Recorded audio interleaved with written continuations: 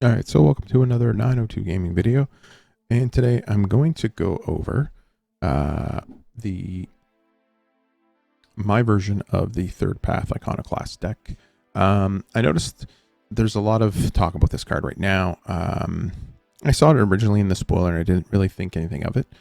And then people started building blue-red decks. I've seen recently playing the prowess creature that name eludes me, that was just reprinted in this set. The Monastery Swiftspear. I tried that version, Delver and Monastery Swiftspear, and this. I felt, first of all, I think there was too many creatures in it. I think there's like 14, maybe 15 creatures in it. And I played around with that version a lot, and I was drawing far too many creatures with it. Could just be me, could just be my experience. But I would prefer to play one that's low on creatures. I think I'm just playing 10 right now in the main. And I wanted to add another color because I think stuff like Xander's Lounge, like the Tri-Lands and stuff like that, I think the mana's good enough, even though you take a bit of pain from it. It's good enough to where you can actually play 3 colors. And the majority of the format is 3 color. Your biggest weakness right now would be to mono blue, maybe. Just because you're going to be a lot slower. But you're also playing a bunch of pain lands as well, so it will slow you down, but it shouldn't affect you that much.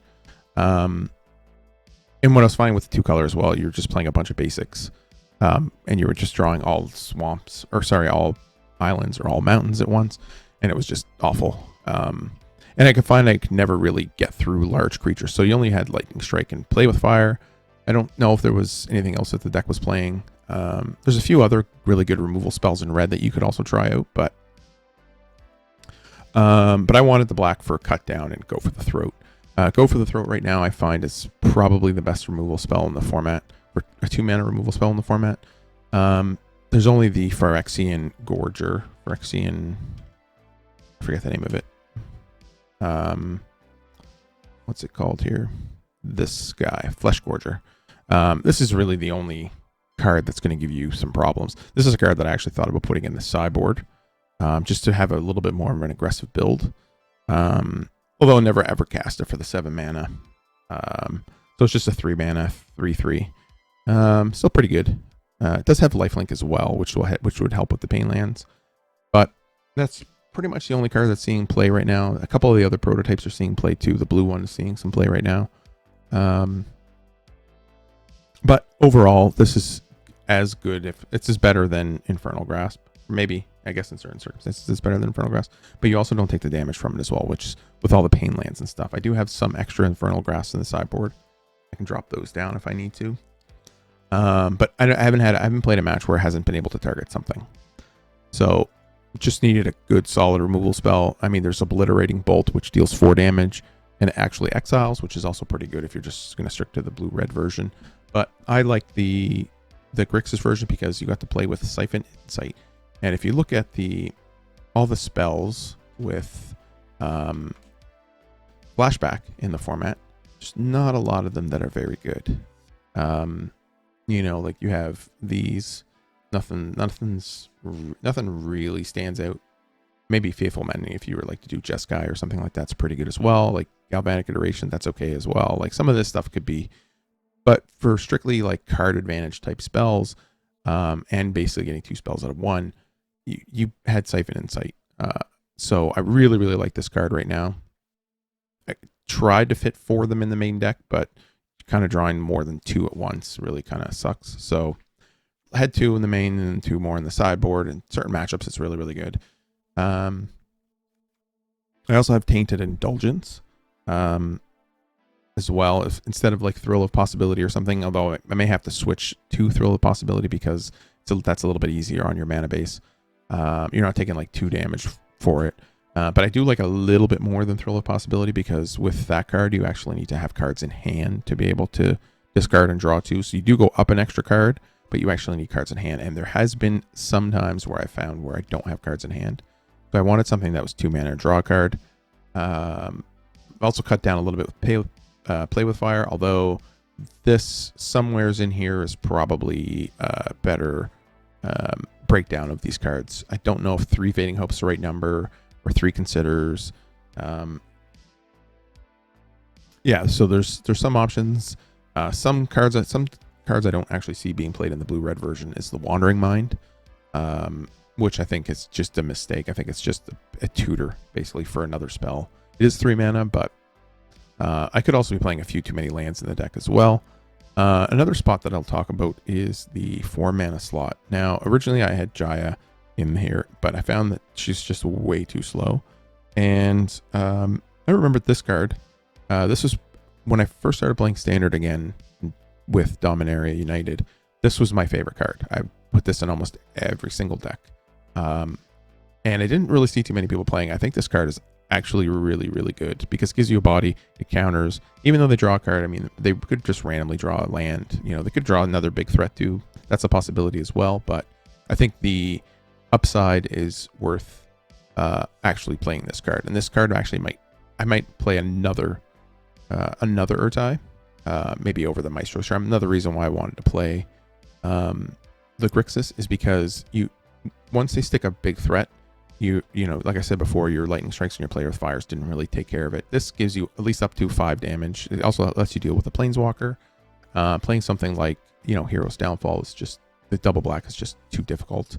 Corpse Appraiser, again, another reason to be playing in the Grixis shell. This also lets you draw, you know, filter through some lands instead of, you know, get some spells.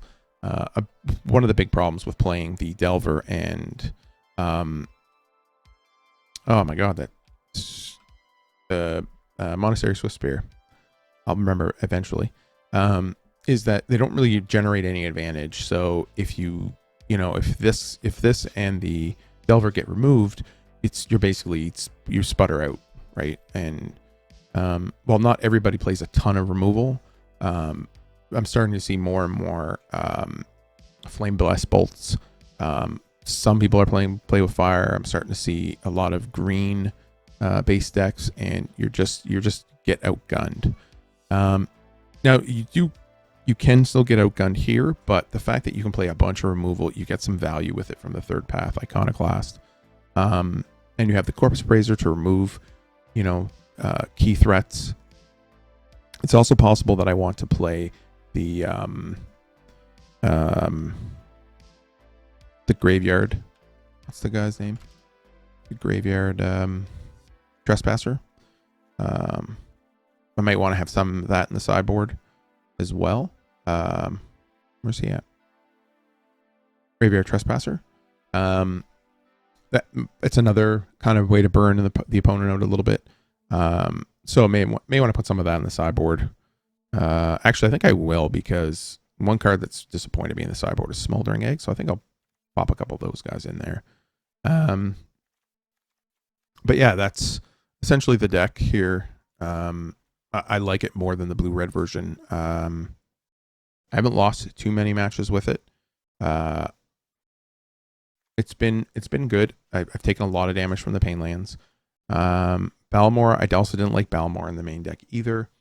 It's too open to removal too much of the time, especially against like Esper and stuff, which I find are playing either their opponents that I'm playing against are drawing their 1 or 2 cut downs, or people are starting to play more and more of this card. And then another card in the sideboard that I really liked was Obnixilis, which can kind of help you. You can maybe swap it out for the Wandering Mind in certain matchups, and it just gives you, you can sacrifice one of the tokens. You get another, you can get another Obnixilis. Sacrifice a bunch of tokens and get a bunch of Obnixilis. So this is one card that may actually squeak into the main deck. I'll have to keep playing around with it and see. Ludovic was okay. Basically just a copy of Third Path that's died or something like that. I'll have to play around with it some more. Duress, Fading Hope, pretty much standard stuff in the sideboard. But yeah, this was a card that I was thinking about, and the egg just wasn't doing it in the sideboard at all. It didn't really like it. But yeah, that's the deck. I'm going to put some gameplay up after this. I just wanted to do a deck separately. Like I said, some of the numbers here are a little bit off. They need to be tweaked a little bit more. Like this might not make the cut. Some of the numbers here, I have a few too many 1-drops, but with the land count, I think is at 20. I do have 24 lands, so I thought it was 23, but that's okay. If I'm with Arena, like 23, like you want to play like 23 and a half lands. So maybe I want another spell and play 61 cards. But yeah, I do like this version of the deck. You get a little bit more card draw. You get a little bit more meat with like Urtai and stuff like that, and the Corpse Appraiser, and you get just a bunch of removal spells and counter spells basically in your third path. You know, if they remove your third path really early and you can't get anything going, yeah, you're gonna lose. But that's the same with pretty much any deck in Standard right now. And I do like this deck. We'll see what happens with this. I still think the format's going to be mono blue against soldiers, but I could be wrong. Maybe soldiers isn't as good as I think it is. But we'll see. Anyways, hopefully you enjoyed the video and the deck, and I'll see you in the next one.